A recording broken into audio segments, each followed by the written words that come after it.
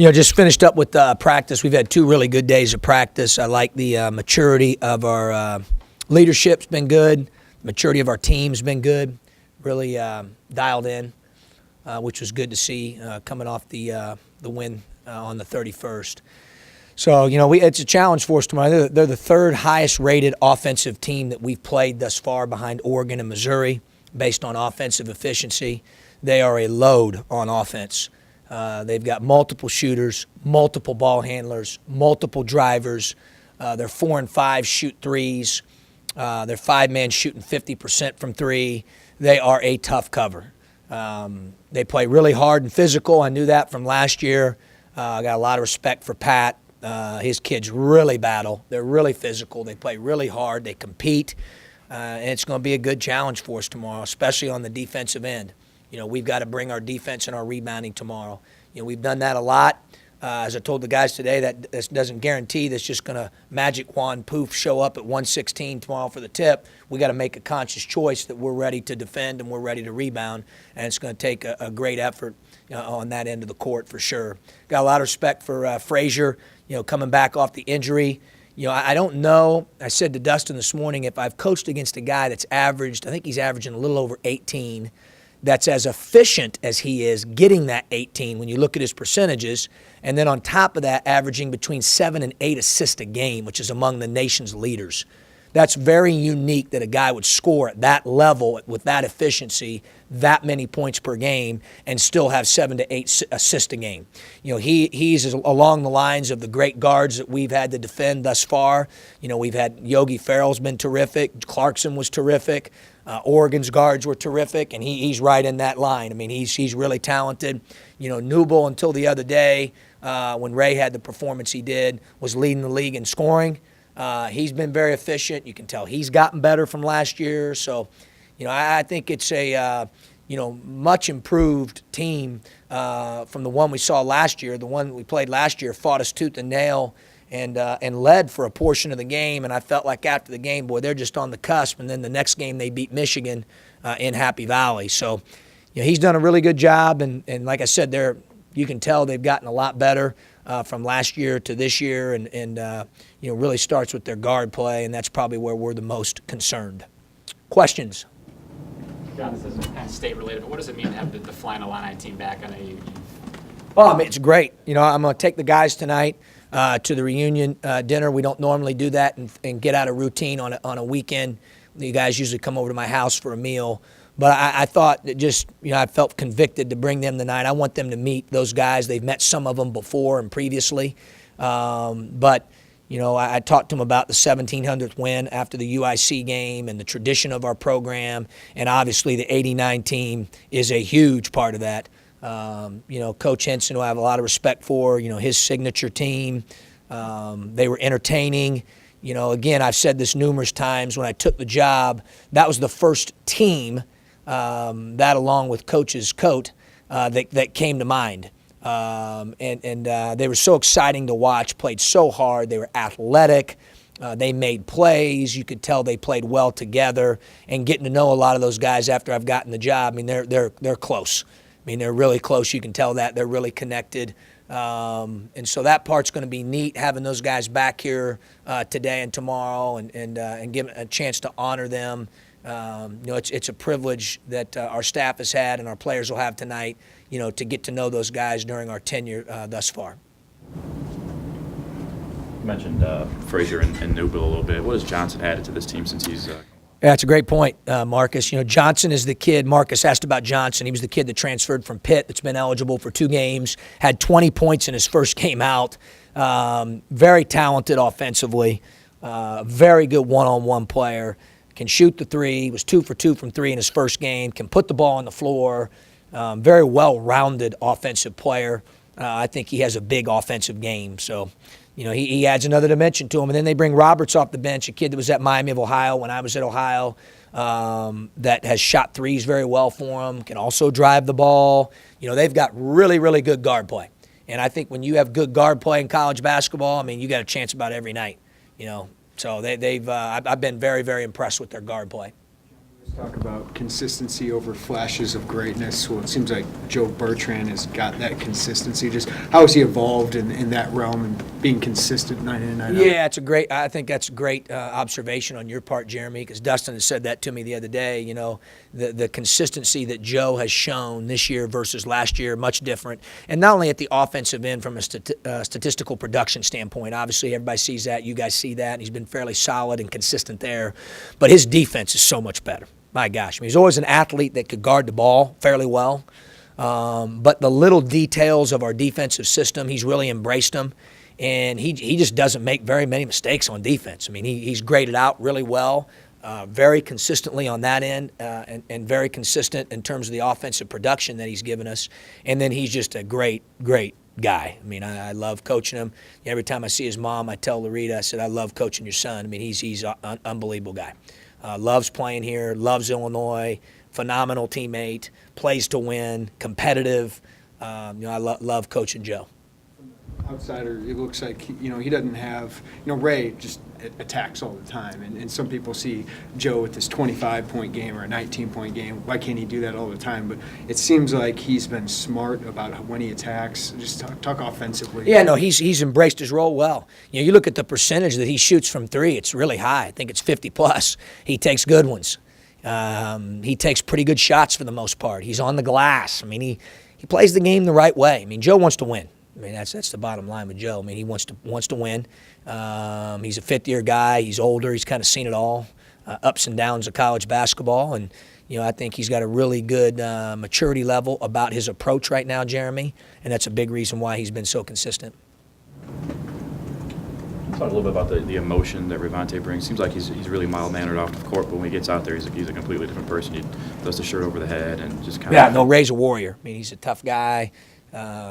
Tracy's a tough guy. Joe's a tough guy. We got a lot of tough guys. Nana's tough. I mean, John Eakey's really mentally tough. I mean, we got a lot of tough guys, and that's the reason we're in the position that we're in right now. It's not always pretty, although we've taken massive jumps in the right direction in our execution. Massive. I thought our execution out of timeouts the other day, and defensively and offensively, was maybe the best it had been all year, and thank goodness it was, because it was such a tight game, and possession or two here or there. Guys are really doing a better job with that.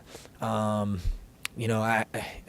think that that's important for us, moving forward to continue to make that jump on that end. But, all in all, I think our toughness, not only with Ray but with those other guys, Marcus, has been a real calling card for us. And I think those guys have started to take pride in it. I'll hear them say we're just a bunch of blue collar guys, fighting, and I think they take a lot of pride in that.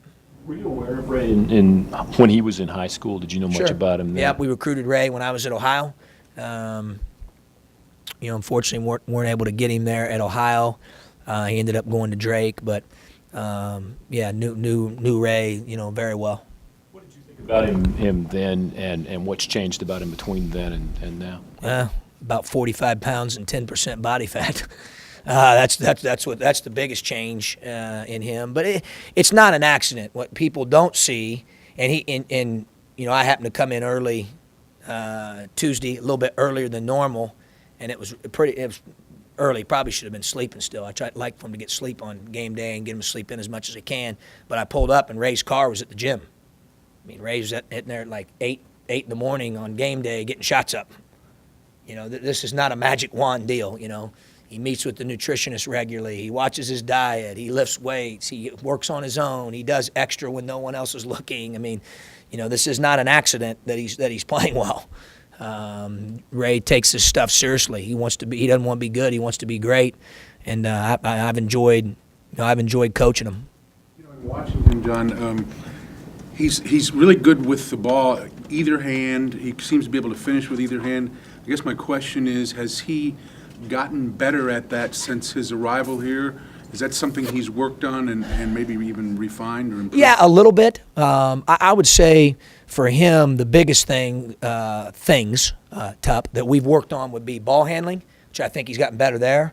Playing off pick and rolls, he's gotten better there. He's become a much better shooter. Again, I just think, though, a lot of that stems from the root of all that is the conditioning, the strength, the diet, all those things have allowed him to then use the resources that we have and the staff that we have to continue to develop him in some of those areas you're talking about. But it really starts with his mindset, his body. You know, I think that he got a boost of confidence when you lose 40-some pounds and, you know, you do the right things, you drop 10% body fat and yet still get your strength numbers still go up. I mean, that's hard to do. You know, he really, really worked at it. And I think, you know, it's my old high school coach, Todd Licklauder, used to say to me, confidence is not something that's given, it's earned. You know, I think Ray's earned it. John, how do you manage his minutes? Obviously, him being on the floor is a huge asset, but how do you handle that to keep him fresh at the end of the year, and what's the thought? Well, we're watching that. We're watching how we utilize him in practice, and not just him, but those other guys as well, and continuing to develop our bench and grow those guys and get those guys better. You know, it's an everyday process. You know, you can't snap your fingers, but we are aware of it. You know, Mike Basgear keeps me abreast of it. You know, Dustin keeps me abreast of it during the game. You know, there's a couple times I said this before. Dustin wanted him out, and you know, I bring Ray over and say, "Ray, are you tired?" And he says, "No." And I say, "He says he's not tired. Leave him in." You know, so Ray's tough. I mean, he's fine. You know, but we'll continue to manage that. You know, one of the things I think that helps Ray is, I mean, he's an absolute, as you would imagine, after all those things, he's a pro's pro when it comes to, like, you know, cold tub baths and, you know, doing all the things for like I mean, he does all those things to make sure his body's right, you know. Again, it's not an accident that he's played well. And when his mind's right and he's hungry, you know, he's a good player. Kendrick has 9 steals in 4 games. Yeah. Just the defense he's given you. It's gotten a lot better. Yeah, he's really improved. Nope. It's the classic, you know, stone. We call it the stone cutter quote, where, you know, you continue to hammer away at a rock, Jeremy. You keep hammering and hammering and hammering, and it looks like it's not changing. And at the 101st blow, it cracks. And it's not just the 101st blow that cracked the rock; it's all that was done before. You know, and that's classic. That's what's happened with Kendrick. You know, just grinding it every day, learning, watching film, learning from his mistakes. You know, I think because of that, and he's so open-minded. And even when he wasn't playing as well early, I thought his attitude was great, and that allowed him to continue to be coachable and to improve. And he's gotten a lot better, and we're going to need him to continue to get better for us ultimately to reach our potential.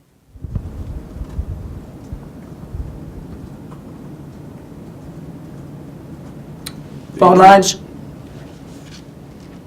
Go ahead, Shannon. Go ahead, Shannon. Oh, okay. I have 2 quick things. You've mentioned the term dialed in a lot with this team, and is that something that's unusual for a group this young, do you think, you know, relative to other young guys or young groups you've had? Maybe so, Shannon. Maybe a little bit abnormal. You know, there's been a few times where you know, you have to check them a little bit, but, you know, all in all, they've been pretty good. I think the fact that it's our second year and the guys that are older know what we expect, and they've done such a great job of providing vocal, verbal, and nonverbal leadership that those other guys have kind of watched and figured out some things with our help. But I think it really starts with those guys. The more locked in those guys are, the more vocal they are, the more helpful they are, the more concerned they are about those guys rather than themselves. And I think they've done a pretty good job of that throughout the 14 games and the season thus far. You know, I think that's helped us be more locked in and more, you know, more dialed in. You know, there's still stints in games where I think we can be more locked in and more dialed in, and we talk about that and try to learn from that and try to get better and, you know, try to play as complete a game as we can. I still think that we have not, you know, come close to reaching our potential yet. You know, we still can get a lot better, and we want to be that team that keeps getting better. And a quick thing on Tennis Nunn, just to follow up on his improvement, and you've mentioned just how much better he's gotten in a short amount of time. Obviously, his defense stands out, but what are some of the details of what exactly he's doing that stands out to you, I guess? Well, I can't give you all those because then, you know, that tells you what we're doing defensively. Just the little things, you know, valuing the little things, positioning, understanding who he's guarding on a closeout. You know, just there would be a couple examples for you right there. Just scouting, the detail that is involved in scouting and executing a game plan. I think he's gotten a lot better at those things, and he's feeling more comfortable even on the offensive end a little bit, and is finding his niche there as well. Great, thanks. John, this is Jim Cotter. Maverick Morgan has seemed to done a lot better lately as well, especially subbing in for Nanag. We talked a little bit about Maverick. Yeah, no, I thought we got contributions from all those guys that played the other day. Obviously, Mav had 2 big buckets, made a couple physical plays defensively. He's getting better. Mav really embraces his role, does what's asked of him, stays in his lane, so to speak. I think that's developed a trust level with our staff when we put him in the game, and he's been good. He's been good. He practiced really well today too, so he's just getting a little bit better every day. I mean, that's all you can ask.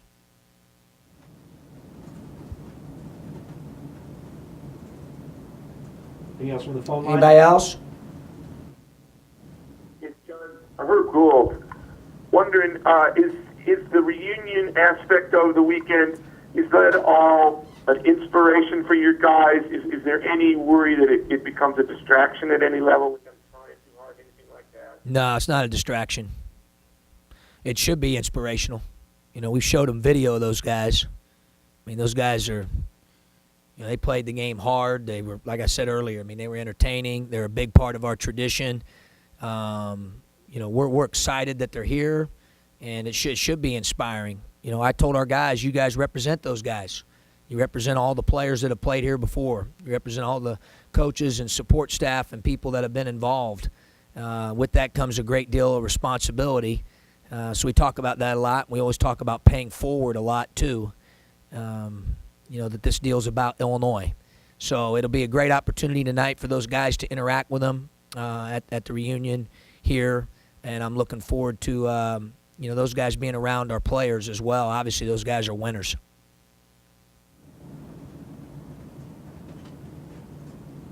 John, did you have a favorite player on that Flyin Illini team?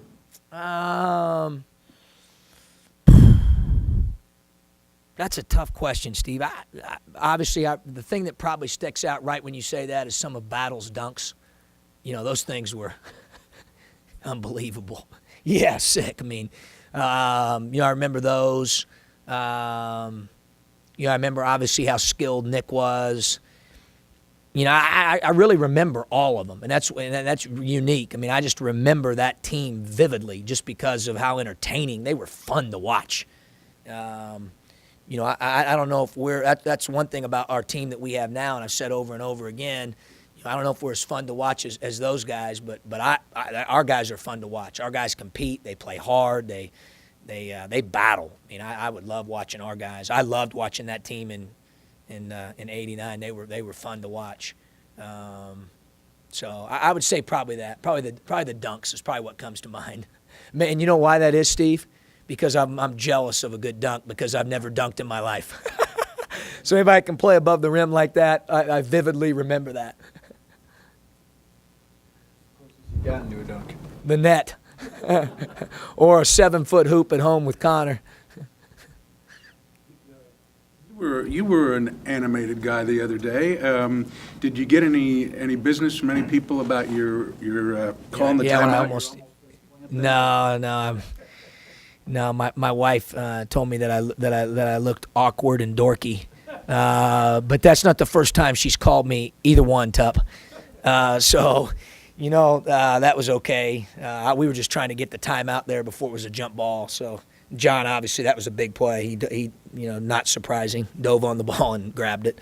That's just kind of who John is. But I thought that was a big play. So, have you always been you were really physically invested in your efforts coaching on the sidelines. Have you always been that way? I don't really think about it, Tup. Sometimes stuff will happen during a game and someone will say something to me after. I'm just trying to be who I am. I've always said that. The one thing I decided when I became a coach, and I've been around a lot of great ones. I wouldn't be here with a lot of the guys without the help of the guys I coached under or coached with. I've been around a lot of great ones that have really influenced my career and my life. But I said when I became a head coach, I'm going to be myself. I'm not going to be those other guys. I'm just going to be myself. And, I've got to feel comfortable in my own skin. And, I just try to be myself as much as I can. I'm obviously pretty passionate. That's something we look for in players in our program. We want guys with motor. We want guys with passion. We want guys who are more like Tigger than they are Eeyore. We've talked about that before. We don't like energy vampires, all those different analogies that we give them. So we try to exemplify that as a staff. That's kind of who we are. We got some guys that certainly play the game that way. That's what makes this team fun to coach. For Coach here? Rob, you don't have anything today? Sorry. Dang. You usually have at least one for me. Could follow the Kendrick thing about with the Missouri game. Jabari Brown hit that. Yeah. In the last, that was Kendrick. Yeah, right? learning from that. Yeah. And that was, the more I watched that play, Rob's talking about the Missouri play where we overhelped there a little bit. It was a heck of an action. They did a good job. They executed it, and we gave up the three. And I said after the game to Kendrick, he'll remember that, in a good way, and he'll learn from that and adjust. And he certainly has done that. I think, he's one of those guys that loves watching film and learns. But that'd be an example, where you're just kind of learning, and it's the old Coach Lick used to say to me, what was it? Fool me once, shame on you. Fool me twice, shame on me. So. But I think he's been very open-minded, and one of the reasons he's gotten better, Rob, is because he's learned from maybe a mistake like that, which is great. Told you about the Penn State Snow Bowl from a few years ago? No. You don't think it's going to affect tomorrow? Yeah. Okay. Hey, guys, thanks. Happy New Year. Those guys in a couple minutes here. I think that was a cool touch we get up here. They coming up here. So yeah.